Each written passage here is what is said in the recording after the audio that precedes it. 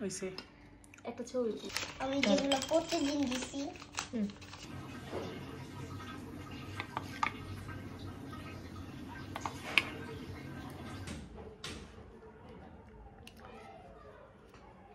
Corona কেন আসসালামু আলাইকুম এভরিওয়ান, আশা করি সবাই খুবই ভালো আছেন। আপনাদের দোয়াতে আমিও খুবই ভালো আছি। সো বরাবরের মতন নতুন আরেকটি ব্লগ নিয়ে আপনাদের সামনে হাজির হয়ে গেলাম। একদম সকালবেলা থেকে আপনাদের সাথে ব্লগটা শেয়ার করতেছি। তো আজকে আপনাদের সাথে আমার জীবনের একটা সুন্দর মুহূর্ত শেয়ার করব। তো ওইটা আমি লাস্টেই শেয়ার করব।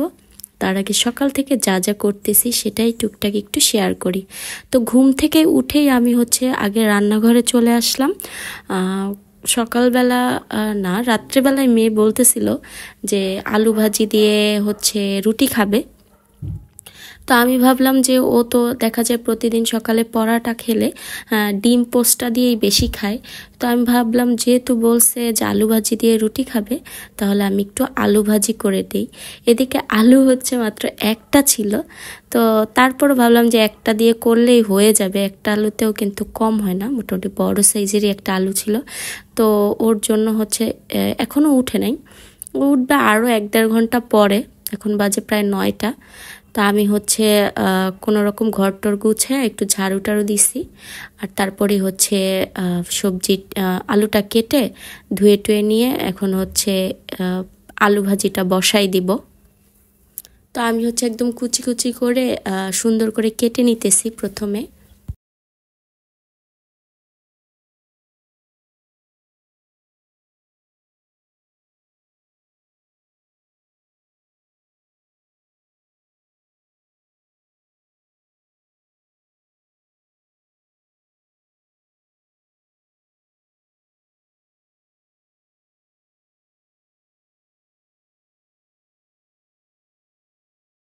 তো আলুগুলোকে খুব ভালো মতন ধুয়ে এখন ভাজি করে ফেলবো।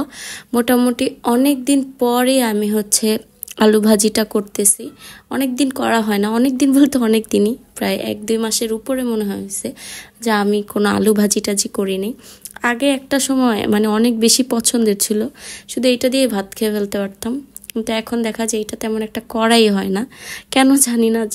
আজকে ইচ্ছা হলো তাই একটু করলাম। আর এটা একদম সিম্পলই রেসিপি, সবাই পারে। সবার রান্নার প্রথম ধাপটাই মনে হয় শুরু হয় আলু ভাজি আর ডিম ভাজা দিয়ে। রান্না শেখার প্রথম ধাপ আমার হয়েছে এরকমই। আমি দেখা যায় প্রথম একটু ডিম ভাজি করতাম, তারপর আলু ভাজি করতাম। সেটা অনেক আগে, তখন আমি মনে হয় 3-4-এ পড়ি। এমন সময়তে আমি রান্নাবান্না টুকটাক এরকম করতাম। আম্মু দিতে চাইতো না, তবে মাঝে মাঝে করতাম। তারপর নুডলস রান্না করতাম।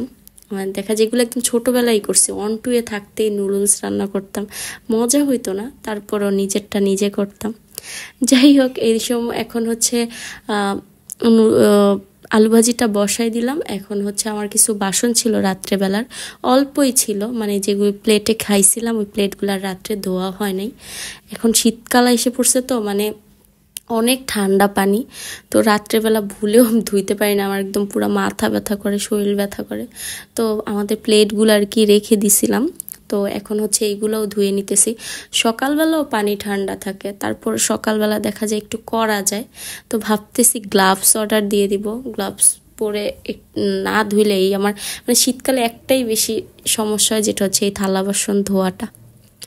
তো তারপরও কিছু করার নাই, ধুইতেই হবে। আসলে এই জিনিসটা স্কিপ করা যায় না। বাসার কিছু কাজ আছে যেগুলো চাইলে স্কিপ করা যায় না, বুয়া থাকলেও ওইগুলো স্কিপ করা যায় না। তো তার মধ্যে একটা বাসন ধোয়া আর কি। আর আমার কাছে সবচেয়ে বেশি বিরক্ত লাগে এই জিনিসগুলাই হয়, কাপড় ধো, বাসন মাজো, ঘর মুছো। এই 3টা কাজ সবচেয়ে বেশি বিরক্তকর লাগে। আর এই 3টা কাজই বেশি করতে হয় আমাদের। দেখা যায় অনেকে প্রতিদিন ঘর মুছে, আমি তো তাও 2-3 দিন পর পর মুছি। তারপরে বাসন তো প্রতিদিন ধুইতে হয়, কাপড়ও 2 দিন পর পরে ধুই। তো যাই হোক, তো এগুলো করতে করতে মেয়ে উঠে গেছে। এখন হচ্ছে ওর জন্য পরাটাটা বানাই নিব। আমি এইভাবে ওর জন্য অলওয়েজ পরাটা বানাই, কারণ আমার মেয়ে হচ্ছে যে হাতে বানানো পরাটা বা ফ্রোজেন পরাটা কোনোটাই খায় না। ওকে যদি এইভাবে আটা গুলে তারপরে বানাই দেয় তো এই পরাটাটা ও খুবই পছন্দ করে। আমি আমার আগের অন্য ভিডিওগুলোতে অনেকবার এটার রেসিপি শেয়ার করছি। এটার রেসিপি শেয়ার করার মতন কিছুই না, তবে এটা একটা ভালো দিক আছে, যখন বানাতে ইচ্ছা না করে তখন কিন্তু চাইলেই এইভাবে টুপটাপ বানিয়ে খাওয়া যায়, বড়রাও চেলে খাইতে পারে। আমি হচ্ছে ফ্রোজেন পরাটা আমার সবসময় বাসায় আনা থাকে, আমি হচ্ছে ওইটাই খাবো। তো ওর জন্য শুধু এইটা বানাবো আর আমার জন্য ফ্রোজেন পরাটাটা ভেজে নিব। তো ফার্স্টে ওরটা ভেজে নিচ্ছি, তারপরে আমারটা।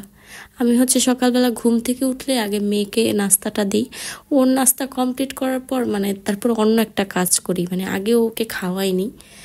তো এই তো এখন ওরটা বানাচ্ছি।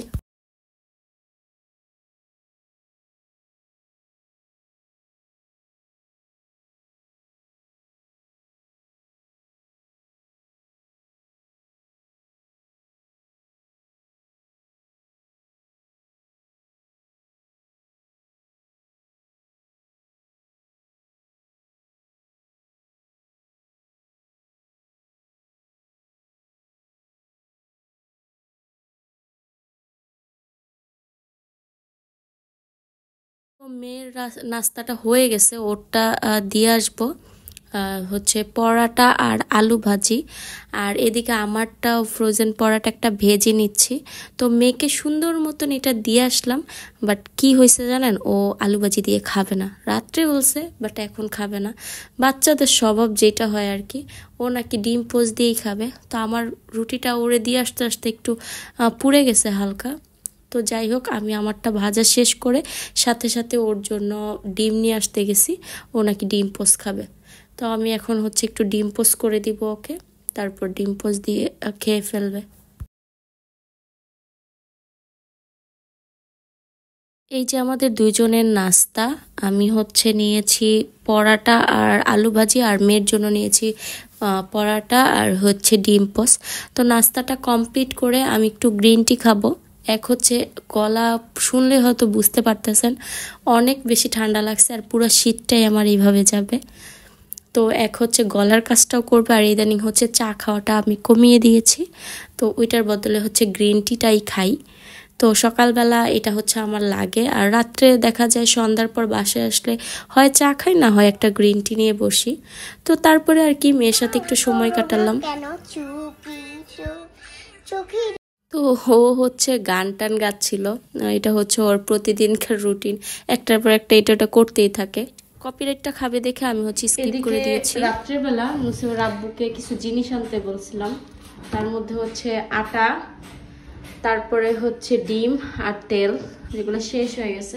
তেল ছোটটাই আনতে বলছিলাম, কারণ চলে যাব যেহেতু, পরে নতুন বাসায় যে আবার নতুন, ভাবলাম যে এই কয়েক মাসের জন্য বড়টা টানার দরকার নেই।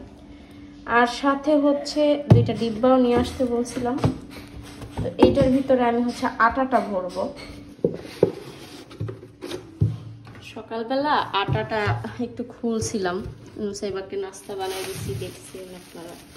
তো তখন আর ভরি নেই, ভাবছি যে একটু কাজ শেষ করে তারপরে এগুলো আর কি করবো।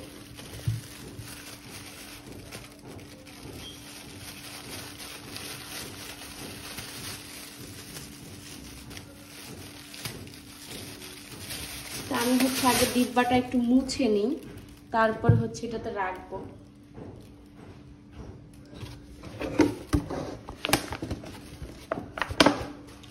আমি দেখা যায় মুদির দোকান থেকে এই টাইপের ডিব্বাগুলোই নিয়ে আসি, টাকাও কম লাগে, মোটামুটি অনেক দিনই যায়। দেখা যায় দামিগুলা কিনলেও যা যায় এইগুলাও তাই যায়, পরে আবার ফালাই দিই। দেখা যায় 2টা ডিব্বা আনছি 10 টাকা দিচ্ছি, এরকম টাকাও বেশি লাগে না। আর এরকম একটা ডিব্বা এমনিতে দোকান থেকে আর একটু ভালো মানের গুলা কিন্তু 20, 25, 30 টাকা লাগে। আমি দেখি এটার ভিতরে পুরো আটাটা রাখা যায় কিনা।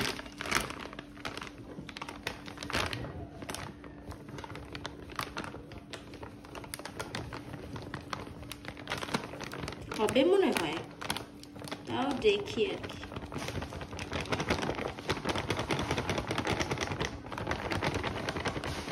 যেটা আটা রাখতাম ওই ডিব্বাটা ময়লা হয়ে গেছে, এইগুলো একবারে আমি যাওয়ার সময় ধুবো, এই কারণে আমি এটা রাখলাম না। এটাতে এখন রাখি, পরে এটাতে রাখবো। তো ভাবছি পুরো 2 কেজি এটাতেই রাখা যাবে, দেখা যাক।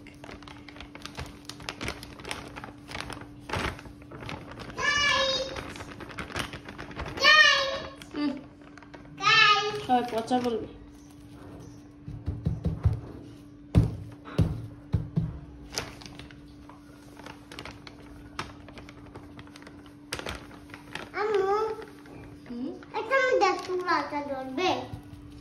দেখি ভরে কিনা।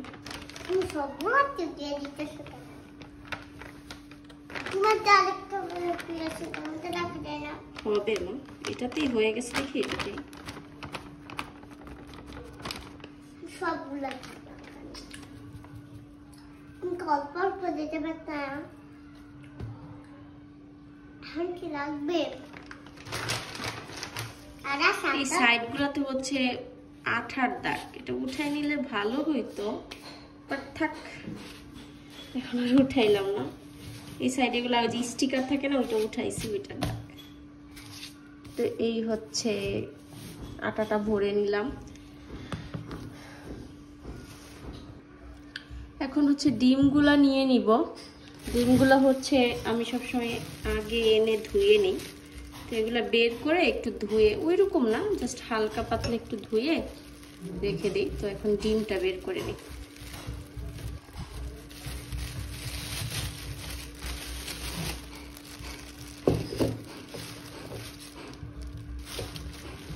ডিম একদম পরিষ্কারই, এর জন্য বেশি আমি আনি যে একদম পরিষ্কারই থাকে, বেশি ধোয়াও লাগে না, জাস্ট হালকা একটু উপর দিয়ে ধুয়ে ফ্রিজে রেখে।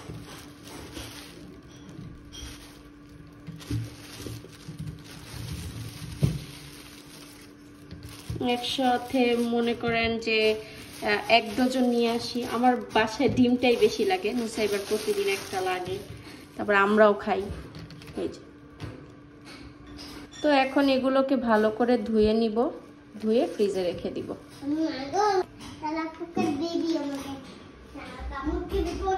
বেসিনেই ধুয়ে ফেলতেছি।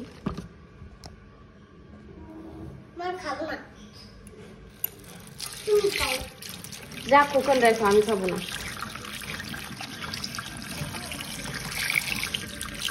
পরিষ্কারই, বেশি একটা ধুইতে হয় না, জাস্ট আমি একটু হালকা হালকা ধুয়ে এগুলো একটু ইয়ে করতে রেখে দিব, শুকালে পরে যে ফ্রিজে রেখে দিব।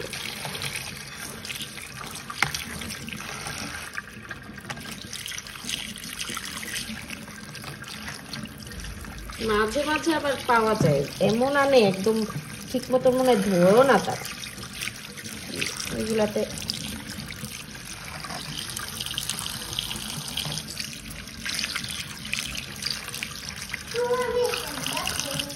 তো আমার ডিমগুলো সব ধোয়া শেষ। এগুলা হচ্ছে এখন আমি সুন্দর করে ইয়ে করে রেখে দিব, শুকাক, পরে রাত্রেবেলা ফ্রিজে রেখে দিব। এটা নিচে এই কাগজটাই দিয়ে রাখি, কাগজটা দিয়ে এভাবে রেখে দিই, পানিটা এটার উপরে ঝরবে। আর এই ডিব্বাটা হচ্ছে এক্সট্রা আনছি, এটার কাজ আপাতত নাই, যদি লাগে পরে আর কি এটা ব্যবহার করব। ময়লা ডিব্বাটাতে। আচ্ছা ঠিক আছে, পরে আবার কথা হবে। তো আমার জীবনের একটা গুরুত্বপূর্ণ দিন, আমি হচ্ছে একদম ফেব্রুয়ারি মার্চের দিকে একটা ব্যাংক কিনেছিলাম শখ করে, যে আমার পুরো ইনকামের টাকা থেকে কিছু একটা অংশ আমি জমিয়ে রেখে দিব। তো আলহামদুলিল্লাহ পুরো বছরটা আমি শেষ করতে পারছি, তার আগে ভাঙা লাগে নাই। পুরা ব্যাংকটা যখন ভরেছে তারপরেই হচ্ছে আমি এটাকে ভাঙছি, আর মোটামুটি খুব ভালো একটা অ্যামাউন্ট আমি জমাতে পারছি, যা পেরেছি আলহামদুলিল্লাহ অনেক ভালো। তো এই টাকাটা পুরো আমার কষ্টের টাকা, আর এখানে পুরা টাকাটাই হচ্ছে আমার টিউশনের টাকা থেকে টুকটাক জমিয়ে জমিয়ে রাখা। আর এখানে যে 10-20 টাকার নোটগুলো ছিল এগুলো নুসাইবার ছিল, ও হচ্ছে ঈদে পাইছিল, তো ওইগুলো ভরে রাখছিলাম। তো এই টাকাগুলো আবার ওর ব্যাংকে আমি রেখে দিছি, এগুলো এর জন্য সরিয়ে ফেলতেছিলাম। তো দেখা যায় কি আমার ইনকামের টাকাগুলো আমি বেশি সংসারের কাজে খরচ করতাম, আর ওইখান থেকে টুকটাক কিছু আমি জমিয়ে এই পর্যন্ত আসছি। সবাই ট্রাই করবেন সংসারের জন্য টুকটাক কিছু করে জমাতে, কারণ একটু একটু করে জমালেই সেটা একসময় অনেক টাকাতেই পরিণত হয়। তো আজকে অনেক কথাই বলে ফেললাম, আজকে এই পর্যন্তই। আল্লাহ হাফেজ।